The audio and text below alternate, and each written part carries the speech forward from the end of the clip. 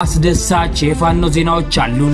ዛሬ ጥቅምት 15 2018 ዓ.ም የፋኖ የድል ዜናዎች ይዘን መጥተናል። ፋኖ በሚገርም የውጊያ ጥበብ ቲሊሊ ከተማን ተቆጣጥረዋል። ወደ ሞቶ የሚጠጋ ጠላት የተደመሰሰበት ሌላ የውጊያ ዜናም አለን። እነዚህ አዳዲስ ዜናዎች እንዳይመልጧችሁ እስከ መጨረሻው ደቂቃ ድረስ ከኛ ከ5 ደቂቃ ሚዲያ ጋር አብራችሁን ቆዩ። አንድ የምንጠይቃችሁ ነገር ደግሞ ቪዲዮው ለብዙ እንዲዳረስልን ላይክ በማድረግ እንድታግዙን እንጠይቃለን። እናመሰግናለን።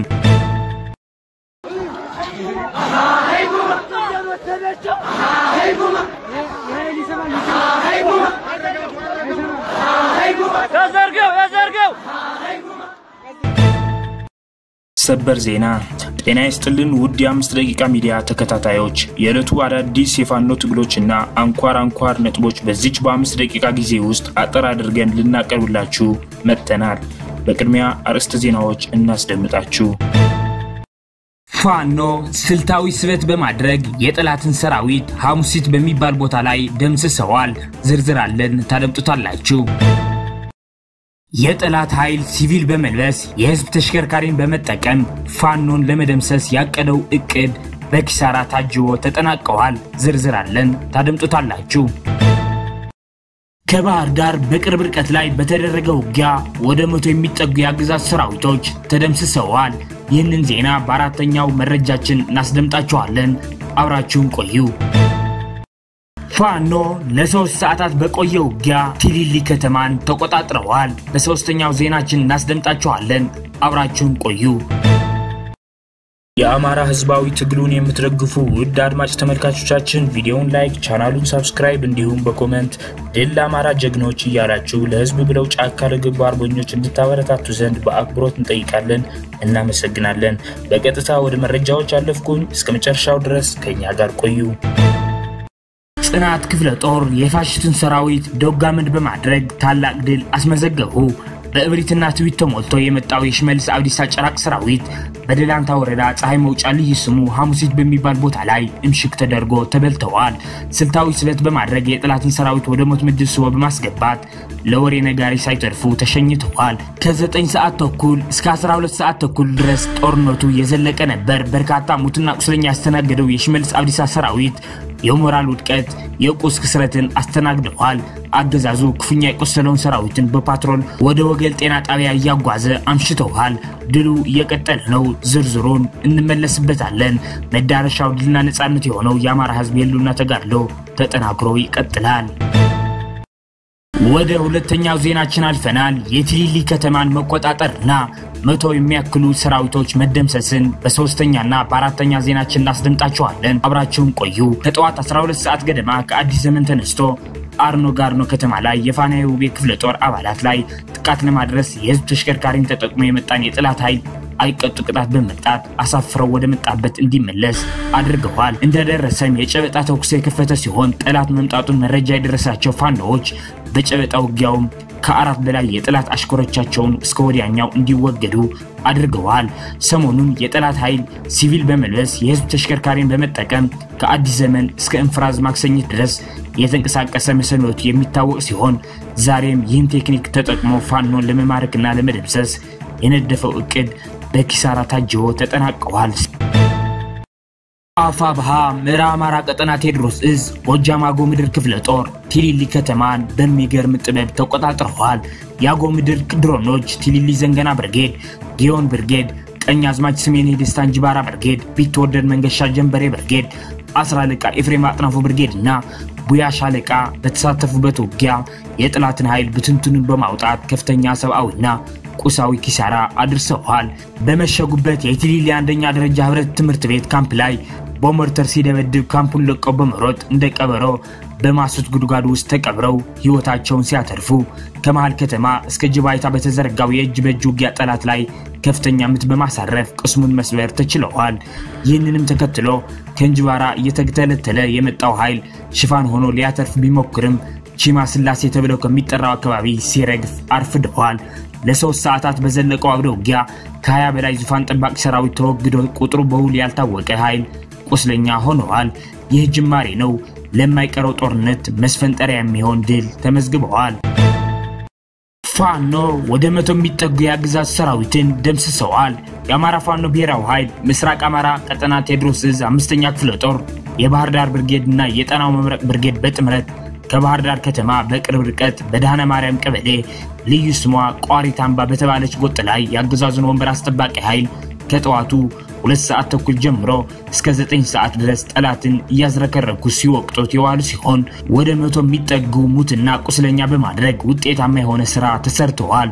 በዛሬው ውጊያ የተገኙ ድሎች ብሬን 4 ስናይፐር 3 ክላሽ 51 ቀሪውን የጠላት ኃይል ከባህር ዳር ጭንባ በሚወስደው መስመር ፍርጠጣውን የተመለከቱ የቀጠና ማህበረሰብና ሰራዊታችን አብይ አህመድ እየገነባው ያለው ሰራዊት አሰብን ማስመለሱ ቀርቶ በማራቶን ውድድር ቢሳተፍ ኢትዮጵያን የወርቅ ተሸላሚ ማድረግ የሚችል ነው ሲሉ ምስክርነታቸውን ሰጥተዋል። በጎንደር ጠቅላይ ግዛት ዕዝ የሚንቀሳቀሱ ሁለት የአማራ ፋኖ አደረጃጀቶች ወደ ሰላም መምጣታቸው የጠላትን አቅም ያዳከመ ነው ሲሉ የአፋብኃ ማዕከላዊ ኮማንድ አባልና የደጃዝማች በላይ ዘለቀ ዕዝ ቃል አቀባይ አርበኛ ዮሐንስ ንጉሱ ተናገሩ። ሰምተነው እንመለስ። በዚህ ዙሪያ በልዩነታችን አትራፊ የነበሩ አካላት አሉ። እነዚሁም በልዩነታችን በመዋቅር ልዩነታችን አስታከው ህብረተሰቡን የሚበዘብዙ ኃይሎችን አገዛዙ አሰማርቶ ነበር። በሌላ በኩል እነዚህ ስርዓት አልበኞችን፣ አጋቾችን፣ ገዳዮችን፣ ዘራፊዎችን፣ ሌቦችን የሚያጠፋ መዋቅር በሙሉ በመላ አማራ ገጠር ቦታዎች በጎንደር ገጠራማ ቦታዎች ብቻ ሳይሆን በመላው አማራ ገጠራማ ቦታዎች እና የገጠር ከተሞች ስለተዘረጋ ህብረተሰቡ ከዝርፊያ ከስርቆት እንደዚሁም ደግሞ ከስጋትና አላስፈላጊ ተጽዕኖዎች ነፃ ሆኖ የቆየና እየቆየ ያለበት የፎይታ ዘመን እያሳለፈ ሲሆን አገዛዙ በሚደርስባቸው አልፎ በሚደርስባቸው በሚያወቃቸውና በቋሚነት ምሽግ አድርጎ በተቆጣጠረባቸው ቀጠናዎችና ከተሞችና ዋሰኞቻቸው ደግሞ ሆም ብሎ የተሰማሩ ረባሾች እንደ ህብረተሰቡን ሊረብሹና ሊያማሩ የተሰማሩ ዘራፊዎች ባገዛዙ የሚደገፉ አንዳንዴ በትጥቅ አንዳንዴ በተለያየ መጭበርበሪያ ስልት የተሰማሩ አካላት አሉ። እነዚህ አካላት ህብረተሰባችን ህዝባችን እያወቁ እንደሆነ እናውቃለን። ዞሮ ግን ጠላት በተሰማራባቸው ቀጠናዎች የሚፈጸሙ ናቸው። በፋኖ በተቆጣጠረባቸው ቀጠናዎች ደግሞ በጎንደርም ሆነ በመላው አማራ በእነዛ ቀጠናዎች እርምጃ እየወሰደ ፍጹም የተሻለ ቀደም ብሎ አገዛዙ መዋቅር ከማፍረሳችን በፊት ከነበረው አንጻራዊ ሰላምና ፍትህ በላይ የተሻለ አፈጻጸም እየተስተዋለ እጅግ ሰላማዊ አየር የሚነፍስባቸው ቀጠናዎች ሆነዋል። የፋኖ የተቆጣጠራቸው ቀጠናዎች ሆኖም ግን አገዛዙ በተሰማራባቸውና ምሽግ ባደረጋቸው ቀጠናዎች ላይ የሚፈጸሙ ወንጀሎች እንደ ህዝብ የሚፈጸሙ እንደመሆናቸው ህብረተሰባችን ላይ የሚፈጸሙ እንደመሆናቸው እነዚህ ሊቆጠቡና እነዚህ ጉዳዮች መፍትሄ ሊሰጡ እንደሚገባ እናምናለን። በዚህም መፍትሄ የምናስበው አጠቃላይ በሰፈሩባቸው ካምፖችና ተራሮች እንደዚሁም ከተሞች በሙሉ አገዛዙን ማስወገድ አስፈላጊ ስለሆነ ህብረተሰባችን ህዝባችን እንደተለመደው ትብብር አድርጎ ከቀጠናው በመድረግ ለፋኖ ኃላፊነት ከተሰጠ ፋኖ ሙሉ በሙሉ ኃላፊነት በወሰደባቸው ቀጠናዎች ያሰፈናቸውን የፍትህ ሁኔታዎች እንዲሁም የሰላም ሁኔታዎችን ባልተቆጣጠረባቸው ቦታዎችም መድገም ስለምንችል እንደዚሁም ማስፋፋት ስለምንችል ማስፋፋት የምንችልባቸው ሁኔታዎች እንዲፈጠሩ ህዝባችን አበክሮ ሊሰራና ሊደግፍ ይገባል። እየደገፈም ይገኛል። በሌላ በኩል እነዚህ አገዛዝ ወለድ የሆኑ ስርዓት አልበኝነቶች በአገዛዙ የሚፈለጉ የስርዓታዊ የህዝባችን የማጥቂያ ስልቶች ስለሆኑ ሲችሉ ይገዛሉ፣ ሳይችሉ በሌባን እንደም በስርዓት አልበኞች አሰማርተው ህዝባችን በእጃዙ መበቀል ስለሚፈልጉ ይህን ጉዳይ እንዲበቀሉና ህዝባችን እንዲያፈናቅሉ ስለማንፈልግ እርምጃችንና ስራችን አጠናክረን የምንቀጥል ይሆናል። መሰረታዊ ፍቱን የሆነው ግብ ግን አገዛዙ መገርሰስ በአጭር ጊዜ በመገርሰስ እና በመንቀል ከቀጠናው በማጽዳት ህዝባችን ማህበራዊና ኢኮኖሚያዊ እንዲሁም የደህንነት ረፍት ውስጥ እንዲገኝ ማድረግ እንደሚያስፈልግ የአማራ ፋኖ ብሔራዊ ኃይል ሰሜን አማራ ቀጠና በላይ ዘለቀ ያምናል። በወሎ ቤት አማራ በተለያዩ ቦታዎች ላይ ዛሬም የአገዛዝ ሰራዊት ከፍተኛ ምት ሲያርፍበት ውለዋል። ተጨማሪ የስልክ ጥሪ ያለን አድምጠነው እንመለስ።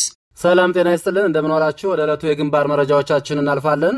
በወሎ ቤት አማራ በተለያዩ ቦታዎች ላይ ዛሬም ያገዛዙ ሰራዊት ከፍተኛ ምት ሲያርፍበት ውሏል።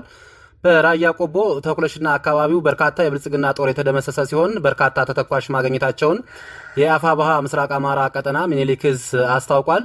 በዚሁ ቀጠና በዋርላ ደላንታ ቀጠና እንደዚሁም በመቄት ወረዳዎች የደጋው መብረቅ ክፍለ ጦር ወደ መግደያ ቀጠና በመሳብ አንድ ፓትሮልና አንድ ተተኳሽ ሲያመላልስ የነበረን የወረዳው የብልጽግና ፒክአፕ መኪና ማውደማቸውን ሲያሳውቁ በተደረገው የደፈጣ ውጊያ ከ7 በላይ ያገዛዙ ጥምር ጦር ሲወገድ በርካታ ቁስለኛ ሆነው ተመልሰዋል። የብልጽግና ሰራዊት ወደ ቦታው ሲመለስ እንግዲህ አርሶ አደሩን እንስሳቶች እየጨፈጨፈም ተመልሷል። 12 የሁለት ቤተሰብ 6 የላምና በሬዎችን በቁማቸው የጨፈጨፈ ሲሆን በአጠቃላይ ከ12 በላይ የእንስሳቶች መጨፍጨፋቸውን ከቦታው ያገኘነው መረጃ ያመለክታል። በጋዞ ወረዳ ሸራገነት ጤና ጣቢያ በመግባት ደግሞ እንግዲህ ወደ ወረዳው ስታይሽ ሲመለስ የሁማንን መገልገያ ቁሳቁሶችን መድኃኒቶችን ዊልቸር እንደዚሁ ሞተር ሳይክል ዘርፎና አበላሽቶ ወደ ከተማው ተመልሷል።